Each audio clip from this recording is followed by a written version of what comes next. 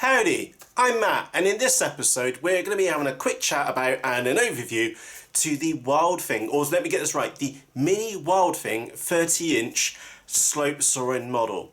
Now, just for absolute clarity, to start this right at the very beginning, this model was bought out of my own money for my own abuses, and I'm really looking forward to getting this one out.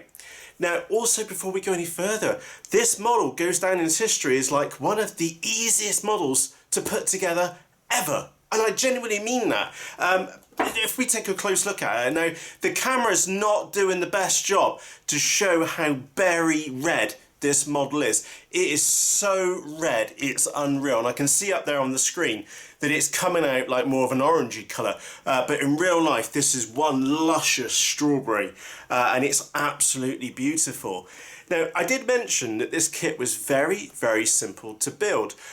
In short, what do you get in the box? You get the fin, you get the two balsa pieces here, you get your elevons, you get your two wing halves, which come with the cord, so the outside bits as well, and you get this fuselage section. If I turn it around that way, there we go.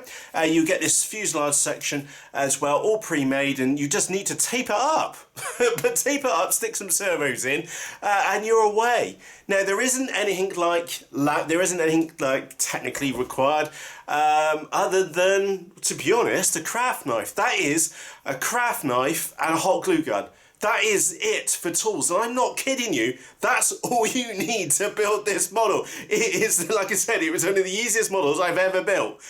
So, let's talk about the process here. This is how I built mine, and it does come with some fabulous instructions. And as you can tell by the tone of my voice, I am very, very impressed with this kit, to say the least. And while I've not seen the 30-inch, this Mini Wildthing fly before, to my knowledge anyway, I've seen the big 46-inch version, and they are absolutely crazy models. So this one's smaller, should be skittier.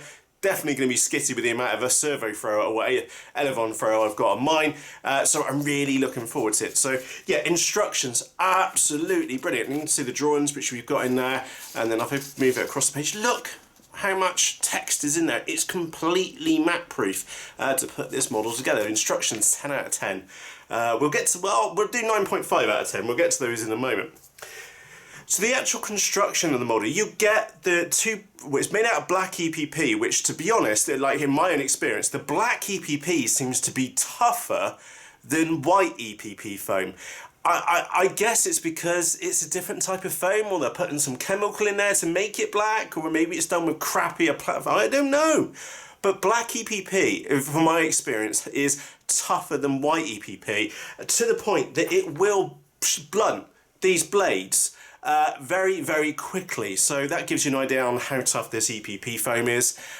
Pretty much indestructible, and I've heard people label these Wildthing models as a model for life, and I'm not kidding you. I'm going to have a really hard job killing this model, and you'll find out why in just a moment. So we got the two wing halves which come separately, and you do need to glue them together. But before you glue them together, what you do is that you get supplied with, and again, this is the posh stuff. This is the posh 3M tape. Let me put that up and there. That's the posh 3M tape, and it's some of the best tape, or fibre tape, I've come across. And if we take a close look at that, can you see all those glass fibres which are going on in between the tape? And what you do is you just put the wing cord, just make sure, I gave mine a sand just to get everything off, make sure it's nice and smooth and clean. They do, I think they suggest vacuuming in the wing, which was a bit excessive. I just brushed it off. And all you do is that you just pull out the tape like that, obviously spending more care than what I'm about to do, and just plonk it on there and put it down flat, and then you overlap successive layers working from the back towards the front by 5 millimeters or so. I obviously did way more than that on mine, so I am aware that my wing might be a little bit heavier than the default, but you just stick some sellotape on the wing and you just bend it across. Okay, once you've done that on both wings, obviously don't do it tight because it might cause the wing to bow, so you just lay it on and just rub it down with your hand. Also, someone gave me a tip was to get a iron as well, which mine just melted to a bag. Get one of those laminating irons, just put a bit of heat on it to help the glue stick. Excuse me, I'll just take a quick sip of the old coffee. Yeah, give it a bit of heat with the Oh, and just to really help the glue get soak into the actual EPP itself. Once you've done that, you glue the two wing halves together and you get the glue supplied. Now, I didn't actually use the glue which was supplied. It was like a Copydex glue. No real experience of that, but I used some E6000 glue because I've got loads of it underneath the desk and I've got really good experience of that. And just glued the two wings together, taped them up and just left them really straightforwards. The actual fuselage was the same kind of process but without the glue. All I did was just wrap it with this tape going from front to back, made sure that it was all covered up with the, for all intents and purposes, armoured tape. Now the one modification which I did on this one, let me just move the fin out of the way a second, is that underneath here it was set up for some big Fataba servos, which I've never owned like big proper servos before, so I didn't have any of those. And I've been and put some little Corona 238 Metal Gear servos in there, so they were smaller. So in my case, instead of going and buying dedicated servos for this wing, what I did was take some of the wing cord base of some of the spare foam, shape it out, and then glue it in, which then meant I could put in smaller servos. So they're in there mounted in the middle. And you may be wondering, Matt, where are the servos and where's the... Are they in the wings and stuff? And I kind of gave it away. No, they're actually in here in this centre fuse section, and you'll see there they are pointing out at the back. So this really is a combat wing. There isn't much to get broken or get damaged because like the weak parts are right in the middle of the inside of the model. Of course, there's less weight on the wingtip, so it's going to spin faster, etc., etc. So yeah, coming back to that, and then once the glue's been set for the middle, and again, I have not glued on this centre section, and the reason being is because when, and I need to be realistic here with you, is that when I do break a servo from abuse, is that I can just put a knife down the side and cut this and just peel this centre section off. So I'll give you a side profile. This whole section you can just peel off. You just cut down the edge, okay, and take that out, and I'll be able to change them over. So once these wings are glued together, you get your tape. Now, a big comment on tape. I used to get through like 48 rolls of tape a week in one of my old businesses when we used to ship out stuff. And we used to get through the cheap stuff. So there is the cheap stuff. Okay, can you see how see-through that is? Okay, I've still got a load of these downstairs in the cellar, and that's what I class as the cheap stuff. But this stuff, which was, again, supplied in the kit by Nick, is so much better. You can only just tell there's on the background. In fact, it's shining the light off it. It's so much better. Really good quality tape. Super impressed with that. And like I said, this camera's not doing the best job to show you how berry red this is. It's bright as my normal red hoodie, put it that way. So yeah, and of course it's red because we all know red is the fastest colour. Anyway, put all the bits together. You do get the push rods supplied, the clevises and the control horns as well. I tell you what, let me just put that there a second. We'll have a quick zoom in so you can see what's going on at the rear end. So look how well protected this rear section of the model is. So any dirt or mud or grass or poo, it's just going to get brushed out the way, and to damage these is going to be quite a hard job. A little tip for you, which I have done a separate video on, I'll put a link to that in the top right hand corner, whichever side it is that what I have, one little mod which I made, and it's the only mod which I've really made for this, well, besides mucking around with the servo bays, is that I have been and put carbon fibre in underneath these clevises, underneath the control horns. So when these screw through, and these are the decent ones with the screws on, they will screw through and they'll then clamp down and hold the carbon fibre rod through the actual surface itself. So when the surface is moving or being moved by the control horn and the servo, is that it's got more authority further up through the core flute. So hopefully we're going to end up with a, well, number one, stronger, well, we definitely got a stronger connection there, but also more authority because it's not going to move, not so flex so easily because the movement has been transferred further up through the surface instead of just originating from that corner. Also, this kit, like I said, this kit was really comprehensive. If I turn this around and just hold that still there a second, we'll have another zoom in. You do get these two pieces of plywood, balsa wood, included in the kit, which I did trim off just the fronts there, and that is where you put your main fin in. So I've put that there a second. There you go. And you do get, so again, I really like this kit. It's all straightforward. It's like I said, pair of scissors and a craft knife, and you can build this entire kit. Because you get everything supplied in it. You just need to add your servos and receiver gear, in short. And then those pieces of balsa, you do get, and I haven't got it here on the desk, so a little reel of double-sided sellotape. And you just put this fin in where you want it to go, like so. And obviously hold it still to the best of your abilities, and then with the double-sided sellotape on the bottom, just push it down, and happy days. You can then go on and put some glass fibre tape over the top, and then some red tape, well, whatever colour tape you choose, and there's loads of different colours, over the top, and obviously rinse and repeat for the opposite side. Really, really straightforward. Now I am just going to pull that out, and I will leave this so that it is just a pull-out fin. It means that I can carry it to the flight line a lot easier. Also makes showing you an awful lot easier too. One of the coolest things about this kit, besides the ease of construction, it is a 9 out of 10 for ease of construction. Well, it's got to be up there and almost a 10. Every kit could be improved a little bit, but ease of constructions, you get your stuff. You even get your glue, and all you need is a knife or a pair of scissors just to cut the stuff. There's no fiddliness, you know. It's all really straightforward. It's very well designed kit, is what I'm trying to say. Now in here, I've got my receiver. There's even a little hole just down here in the side for the servo wires to get pulled through.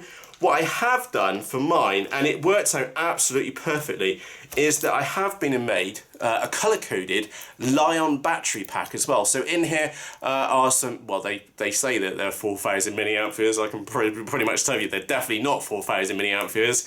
Li-on packs in here, but they do have a nice bit of gravity to them. I think about the batteries alone were 96 grams. I've been and soldered those up, even with a little balance lead, and then they just fit in there beautifully. Obviously you could use some NiCads or a small Li-Fi battery, pop them up in the nose, and I hit CG almost exactly within like a millimetre or two for the CG point. So I'm really impressed with that. Again, I've got a little 3 amp Beck in there, and yeah, I can't rate those receivers. Those are the VAR42s. The reason why I can't rate them is because that little antenna kind of falls off, but that's all I've got spare at the moment, so that's why that's going in there. And a very simple little mechanism down here. And what I'll probably do, is use a bit of this tape. I'll show you. Pop that on there, like so. And again, it is meant as a combat model. And we do have some, well, it depends where you fly, but we do have quite a few trees not that far away. So what I'll do is do that, okay, but then just bend over the ends a touch, just so that there's some tape on there which holds that base shut. So when we were slope soaring last Friday, me and Craig had a bit of a kiss, that's what they called it, meeting of the wings in the sky. And I knocked his battery pack out, and we saw the battery go to the ground.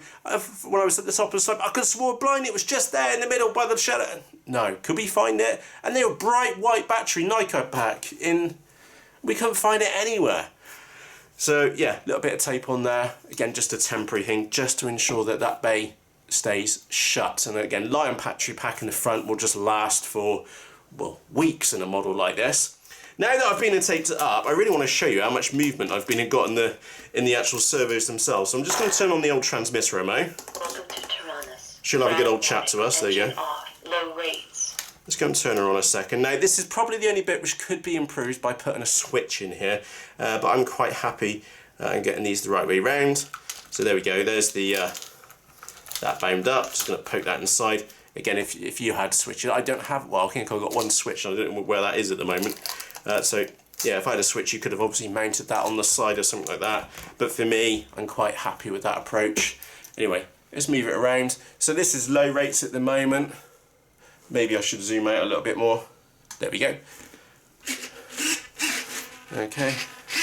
That's low rates, which is probably quite a bit. And I've got quite a bit of expo sat in the middle of the transmitter.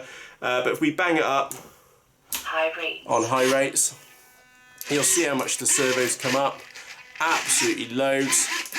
And then what I've been and done, actually back here on the control horns, which I think you can just about see, is that I did clip off the top. So with one hole down, but I can move that even down one hole more if, for whatever reason, I deem that I only require some more surface movement, but I can assure you that it's going to be a little bit wild on the old slope, to say the least. So that is my Mini Wildthing 30-inch. Now, before we wrap up, I am going to rate this kit as literally a 9.5 out of 10, just because it's one of those models, and I've heard other people explaining these models, these Wildthings before, that they are a model for life. You can wrap this thing around a tree.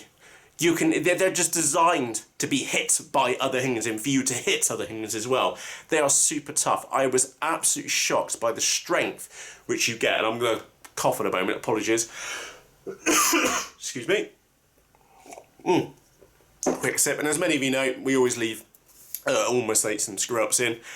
Coming back to the topic, I am absolutely shocked by the strength and the rigidity which that tape added, and of course, look, that's how much tape I've got in here, and that's how much tape of the fibre tape I've got left over in there, so I can afford to wreck this model numerous times and reskin it using the tape. How many more times? 10 more times? It's just, yeah, I use loads of tape as it is, and I've still got loads left. So, yeah, 10 might be an exaggeration, but yeah, you could get the kind of idea. You could reskin this model numerous times just with the stuff which is provided. Really, really good. So, and so straightforward to build. Now, with every kit, there are always one or two little tiny things, and you're going to find out how tiny they are right now. And there was two things which I didn't like about this kit, and I've lost my blooming notes now, wherever they're gone. Oh, there they are. I've written them on here. One thing which I didn't like about the kit, instructions are fantastic, but they are kind of long-winded. Personally, I would have preferred more pictures, okay? Being a bloke, a top view picture of the model would have given me, to the top and the bottom, would have been much more of a benefit to me personally, okay? And I will be honest with you, I didn't really read those 2 pages for sure, and I pretty much didn't read those 2 pages either.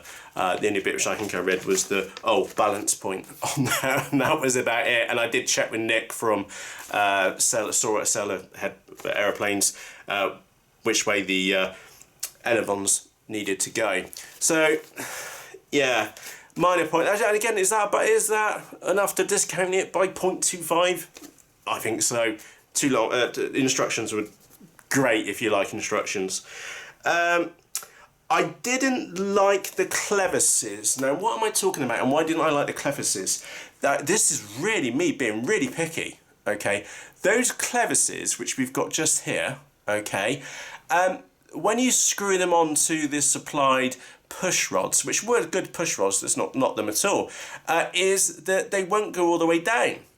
So that is a bit of a problem. So as in the rod won't come through the clevis, so you don't get like maximum movement up and down on the clevis at all if you needed to move them. So like Cam said, I am having to be really picky about this kit. And there was one other thing as well. The elevons, okay, could have been trimmed to the right distances on either end. I had to chop off about ½ inch on either end, okay. Those minor things, and we are talking minor things, okay, would have turned an absolute brilliant kit into an amazing kit. Just minor little things. And with that said, like I said a couple of minutes ago, this model has been referred to as a model for life. We do have a 46-inch version, which I'll be giving away in a later episode once it's been built and out and tested. But I wanted to grab this one right now. I've literally just been and finished it today. I am really super impressed with it. The missus really likes it as well. And she... ironically, she didn't help me with a single bit on this one. It's just all been straightforward. So there's been no complexities in here, and it really does look the biz. And there's me taking the fin out. I should really stick it back in again. And I don't know what I'm going to do with the fin securing like long term. I've seen lots of different options. For now, it's just a friction fit. I think that'll be fine until we start really properly scrapping with them, and I'll have to like hot glue it in or something or weld it in to make sure it doesn't come out during a scrap. But you must admit, it really does look the part. It looks fast with that amount of servo movement. it is going to be absolutely crazy on the slope, to say the least. So with that said, I would like to say a big thank you to you for taking the time to watch this episode. If you have any questions about the Mini Wildthing 30-inch, please just ask in the comments section underneath this video. Remember, this one was bought out of my own money for my own abuses, and this model is one of those models which you just know it's going to be able to take an absolute beating. Okay, before I need to go and use any of this spare tape. So I'm going to leave you with a couple of key comments on this one. Model for life, extremely easy to build.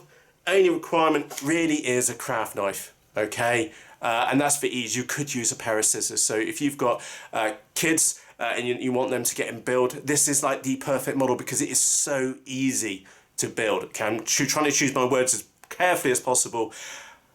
Easy to build, ridiculously simple to build. Total build time, I'm sure if you took the gluing out in the middle, you would have it all done in an evening. It is straightforward because the electronicals, there's only 2 servos and a beck, you know, it's as straightforward as that. Easy peasy. Anyway, I've talked far too much. Really looking forward to getting this one out on the slope. If you'd like to see that video, do remember to hit the subscribe button wherever, down there on the left hand side, so your YouTube will notify you of the next video which is out, which could be the maiden of this one, or it could be the maiden. Like I said, we do have a 46-inch version here as well, waiting to get built. And honestly, that one is going to, like, excluding the dry time in the middle, which is like overnight, a day, like scattered, just chipping away at it, you could have it done with all like in an hour or so. It is so straightforward to put these things together. It's just ridiculous, and they are so tough. So anyway, for myself, Matt, thank you very much for taking the time to watch this episode, and I'll see you again. Cheerios!